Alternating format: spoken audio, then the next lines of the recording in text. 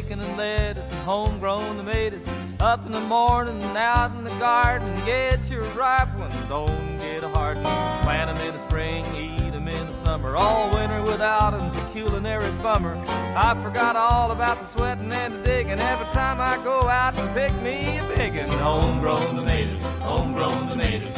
What would life be without homegrown tomatoes? Only two things that money can't buy, and that's true love and homegrown tomatoes.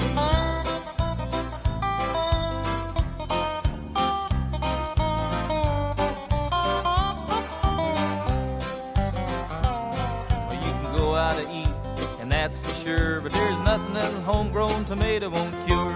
Put 'em in a salad, put 'em in a stew.